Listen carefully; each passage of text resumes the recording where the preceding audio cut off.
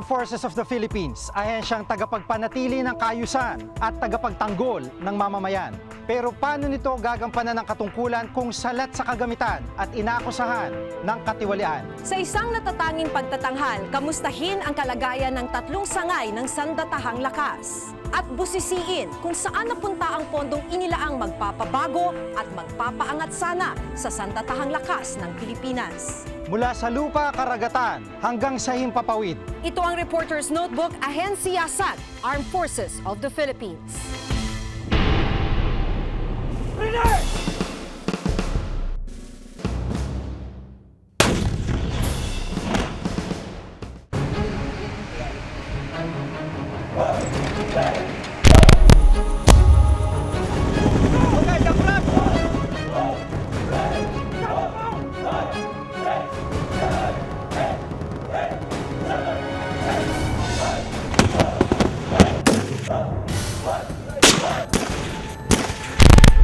Sila ang inatasang magtanggol sa ating bayan.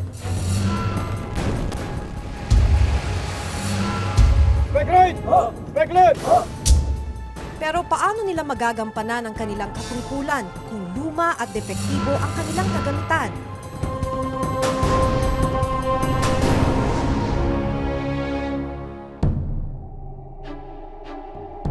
Nito lang nakaraang linggo, isang UE-2 helicopter ng Philippine Air Force ang nadisgrasya. Pabalik na raw ito mula Cavite nang biglang tumigil ang makina nito. Bumagsak ang chopper sa Taytay Rizal. Maswerteng minor injuries lang ang tinamo ng mga sakay nito. Narito lang ako, hindi ako makalapit, baka magsilab eh. Nagpaikot-ikot na gano'n, pagbaksak eh, gano'n ng gano'n eh. Mula taong 2000, maraming helicopters na ng Philippine Air Force ang nadisgrasya. Halos isang dekada na nakakalipas, sumalpok ang isang rescue helicopter ng Air Force sa isang bundok sa Palawan. Lahat ng sakay nasawi. Ang UE na sinakyan ni dating PHIVOLCS Director Raimundo Punong Bayan. Ang chopper na nag-crash sa mga kabahayan sa Lapu-Lapu, Cebu. At ang sinakyan pong UE patungong San Jose Nueva Ecija, bumagsak sa bundok ng Mount Williams noong 2003. Ang lahat ng ito, tanda ng kalumaan ng mga ginagamit na sasakyan ng militar sa himpapawid. May ibang pakay kami noon sa Lanao del Sur nang masaksihan ng Reporter's Notebook ang pag-aagaw buhay ni Sergeant Flores, isa sa mga nagpapatrol noon sa kabundukan. Bigla umanong nawalan ng malay at nangumbulsyon si Sergeant Flores habang nagpapatrol. Dahil hirap silang bigyan siya ng agarang lunas, nagdesisyon silang dalhin ito sa ospital.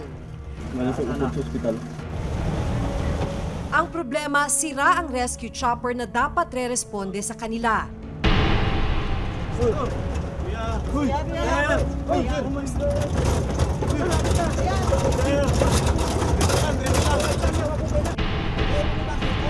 Makalipas ang mahigit 2 oras, narating namin ang ospital. Sa kabutihang palad, nakaligtas si Sergeant Flores.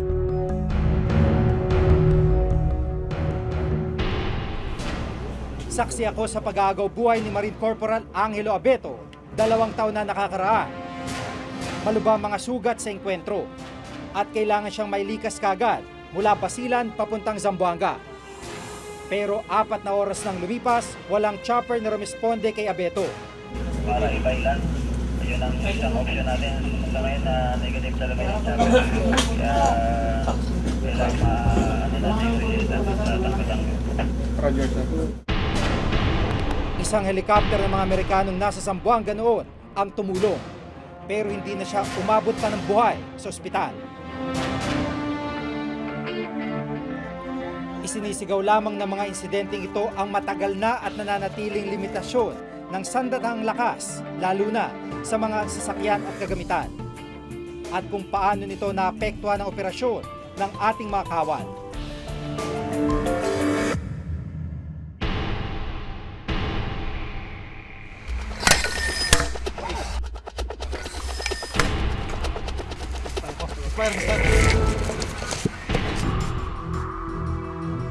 Sa isang maliit na kampo sa Lanao del Norte, pinaka-iingat-ingatan ang mga kanyong ito. Kahit na mas matanda pa sa kanila, umuubra pa raw na pantugi sa mga rebelde at terorista. So itong kanyon natin, ano pa ito, Second World War, mga 1945, yung kanyon natin, panahon pa ng Hapon. Sa sobrang luma ang ilang parte nito, pinalitan na. Dekada 80 pa nang huling palitan ang barel o daanan ng mga bala nito. Pero ang mahalaga raw ay pumuputok pa rin ang kanilang mga kanyon. Kaya lang, dahil mahal raw ang bala, ang pagpapaputok nito kailangang tipirin. Kasi ang bala natin may kamahalan 30,000, 31, 32, ganun ang price bawat isa.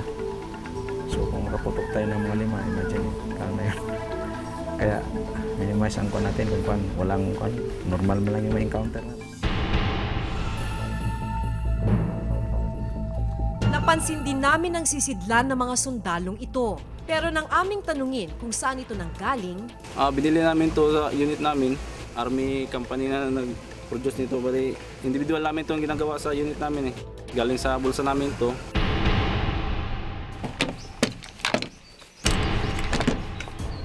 alagang-alaga din nila ang kanilang mga baril na niluma na ng panahon.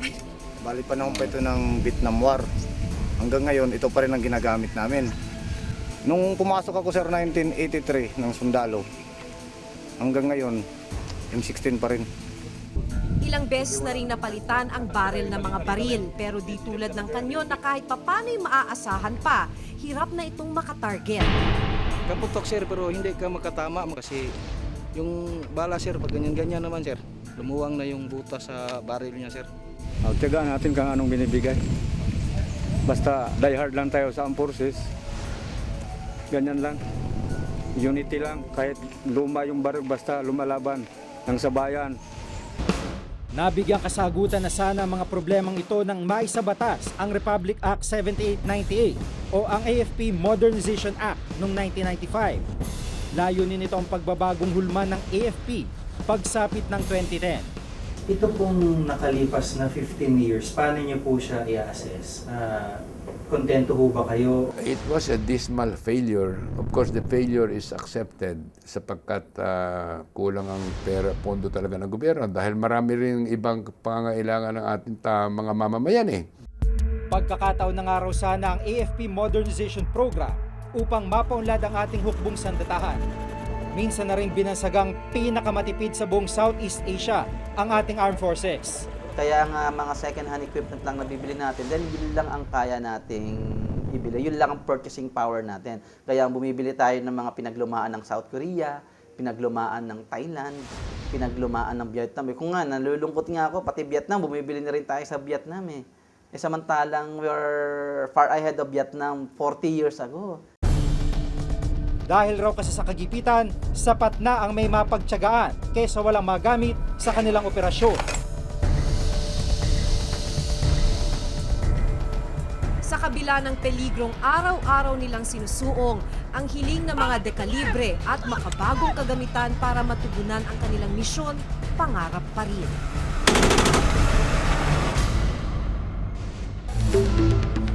Kami yung unang naapektuhan Dahil tuwing akyat mo sa barkong ganito, alam mong 60 anyos na yung edad. Sa tingin mo ba itong Raha Humabon kayang tumawid sa ocean? Bridge House, who's on duty?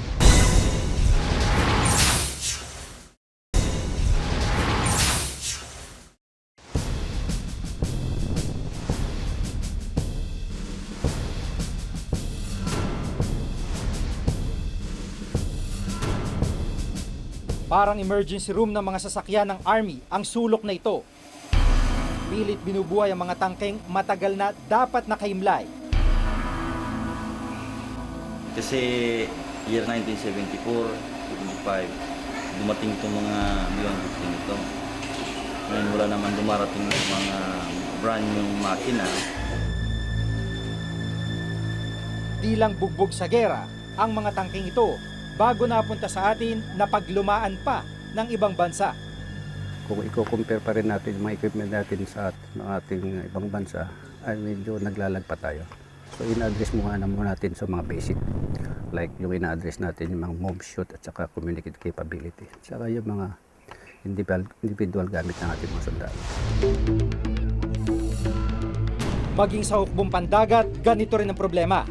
Itong barko ng Republika ng Pilipinas o BRP Pangasinan. Misyon itong bantayan ang Zamboanga Peninsula mula sa mga atake ng pirata. Pero sa edad na 67, hindi na kayang abutan ng mga mabibilis na bangka ng mga terorista at pirata. Yung design speed po nito ay 16 knots or 16 nautical miles per hour. Ngayon po tumatakbo na lang kami ng 8 o 8 or 9 knots. So medyo may kabagalan na po. Pero napupuntahan pa rin namin ang dapat namin puntahan. Although pagka kami nagje-general one, Kung sakaling may mga mabibilis na a-attacking fighter planes ang mga baril nito, Kung mga World War II na mga propeller, kaya. Pero pag mga jet na yan, mahirap nang habulin yan. ipinanganak ang barko noong World War II, kaya naman pang World War II din ang disenyo nito. This is what we call the voice tube. Bridge house, who's on duty? Very well. Sa kalumaan, bumigay na rin ang isang control nito. Ngayon ito nasunog. Tapos nung binuksan namin, doon namin nakita, first time na buksan to, siguro 67 years. Nagagawa naman natin ng paraan, so pinapacheck ko ngayon sa labas kung may mga pyesa pa siya. Siguro by next week makumpuni namin. Sa kalagayan ng barko, tila hinihintay na lamang itong masira para mapalitan. Ang gusto ko sa BRP Pangasinan, dumating yung panahon na i-decommission na rin siya. Dahil sa meron na tayong mga bagong barko na papalit sa kanya. Ganito rin ang kalagayan ng pangunahing warship ng ating Navy, ang BRP Raha Humabon. Kadalasan matapos ang 20 to 30 years, pinagre-retiro na ang mga barko. Pero ang BRP Humabon, halos 70 taon nang nagsisilbi. Sa mga modern ship magkasama na. Saka karamihan sa kanila, yung automated na yung joystick. Ginamit muna ito ng Amerika noong World War II. Ipinahiram sa Japan ng ilang taon bago ibinigay sa Pilipinas. Sailing Museum na nga raw kung may tuturing ito. Lola na trabaho pa. Ngayon kung pag nag-uusapan natin yung modernisasyon, kami yung unang naapektuhan Kami unang naapektuhan dahil tuwing akyat mo sa barkong ganito, alam mong 60 anyos na yung edad. Dadalhin mo yan doon, tapos lalaban ka sa alon, hangin at lahat. Sa tingin mo ba itong Raha Humabon kayang tumawid sa ocean? 05. House bridge. Come now to course 040. Hindi naman nalalayo ang kalagayan ng ating Air Force. Ito na lamang ang nag-iisang C-130 na operational sa ngayon. Binili ng gobyerno noong 1970s sa kumpanyang Lockheed Martin. that's the workhorse of our cargo fleet. We have to, reprioritize natin ngayon yung needs natin. No? Just imagine that we can do much with one, lalong-lalo na siguro if that becomes 2 and 3. Samantala, sa Clark Air Base, kasalukuyang kinukumpuni ang isa sa 3 C-130 na binigay ng Amerika sa bisa ng Foreign Military Sales Program. Sa kasamaang palad, bumagsak na ang 2 kasabayan nito. Ang mga S-211 fighter jets naman na ito ang magagamit sana natin sa pag-atake sa mga kalaban. Pero 3 S-211 jets lamang ang napondohan ng pamahalaan, habang 13 ang hindi operasyonal. Upang maging makabago, marami pang dapat bilhin ng Air Force gaya ng fighter aircraft. Para makonduct natin yung pagpapatrol sa buong territory ng bansa natin. Kung babalikan ng nakalipas na 15 taon, malaking katanungan kung paano nga ba ginastos ang pondo para sa modernisasyon. Ayon sa batas, kailangang maglaan ng gobyerno ng 50 bilyong piso para sa unang 5 taon ng programa. Dahil sa financial crisis noong 1998, pansamantalang naisantabi ang modernization program, dahilan kung bakit wala raw na ilaang pondo ang pamahalaan. Ngunit hindi galing sa General Appropriation o pondong dapat ilaan ng Kongreso sa modernization kung hindi sa pinagbentahan ng Fort Bonifacio. Sa ilalim ng Bases Conversion and Development Act o BCDA, 35% ng pagbebentahan ng Fort Bonifacio o 5.4 billion pesos ay mapupunta sa pag-modernize ng AFP. BCDA ang batas na ginawa na nagpapahintulot sa pagbebenta ng military lands. Taong 2002 na nang magsimulang maglaan ng pondo ang Kongreso para sa programa. Sa record ng Armed Forces, sa 100 proyektong may kinalaman sa pagbili ng military equipment, 48 lang dito ang nakumpleto, habang 50 pa ang nasa acquisition process pa rin. Sa Villamor Air Base, upgrade ang isinasagawa para sa 6 na Huey helicopters na ito. Ang halaga, 442 million pesos. May 14 pang helicopters ang binili ng second hand mula Amerika na nagkakahalaga ng halos 696 million pesos. Ngunit 7 rito under maintenance ng aming bisitahin. If we are going to buy brand new, talagang hindi kakasya. But of course, we have to address capability gaps and the need is very urgent. Sa Sangli Point sa Cavite City, kasalukuyang nakalagak ang OV-10 aircraft na ito. Ang halaga ng upgrade, halos 246 million pesos para sa 4 na OV-10. Ang ginawa dito, we changed the 3-bladed to 4-bladed propeller and also some enhancements sa engine sa power plant in short. Pinakamarami naman ang proyekto ng Philippine Army. Ilan sa mahigit 1,600 na night fighting system na ito ang napunta sa kampong ito sa Marawi. Pero nang aming puntahan upang tingnan, hindi ito gumana. Sorry. Hindi gumagana, parehas ng sakit. Kasama rin sa modernization project ang mga bagong troop carrier na ito. 8 milyon para sa 250 trucks. When we say we are modernized, then the people must look at the armed forces as something that can be a source of pride. Pagmamalaki ko yung aming armed forces, may mga eroplano na lumilipad, may mga barko na pwedeng sumundo sa ating mga OFW na naaapektuhan ng kaguluhan sa Middle East, at yung aming mga kasundaluhan ay may mga bagong armas at mga bagong kagamitan. There was no acquisition of any weapon system that should have made, improve the conventional military capability. Kung susumahin sa 48 billion pesos na nakalaan para sa modernization, 33.9 billion lamang ang nagastos at nabigyan ng Special Allotment Release Order o SARO, habang 10 bilyong pisong Congress appropriation pa ang walang SARO sa kasalukuyan, kaya wala pa sa AFP ang pera. Nagbigay din ng 1 billion pesos ang gobyerno mula sa Malampaya Gas Project sa Palawan. Sumatotal, may natitira pang 5.9 billion pesos ang AFP Modernization Trust Fund na maaaring bumalik din sa National Treasury. Sa ngayon, ang pwedeng bumalik yung nasa modernization trust fund kasi may validity yan na 1 year lang yung mga pondo. But yun naman na i-request ulit sa DBM. Ganito rin ang nangyari noon sa 5.4 billion pesos AFP Modernization Fund mula sa pinagbentahan ng Fort Bonifacio. What happened was the funds was diverted to the General Treasury. So it took some time for the Armed Forces of the Philippines to get the money back. Umugong maging ang balitang sa panunungkulan ni dating Pangulong Fidel Ramos na gamit daw ang nasabing pondo upang pagtakpan ang malaking budget deficit ng taong iyon. Ngunit mariing itinanggi ito ng dating Pangulo. Nung natanggap na yung 35% of the sale of 190 hectares of Fort Bonifacio at nasa Treasury, it was already April 1998. By June 30, 1998, I would be finishing my term as President. We might as well wait until the new administration comes in. Hindi namin nahawakan yan sa panahon namin. May ilang irregularidad kaming napansin sa paggamit ng pondo ng modernization. Favorite item na ginagamit sa conversion yung office supplies. Kasi nga, since consumable ito, hindi madaling makita.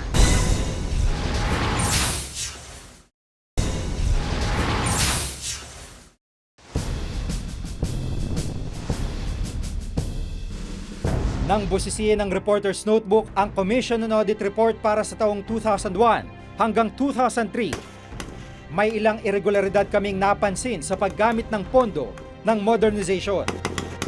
Kalahati ng pondong ibinigay sa Philippine Army at Air Force para sa modernisasyon, ginastos na pambili ng office supplies.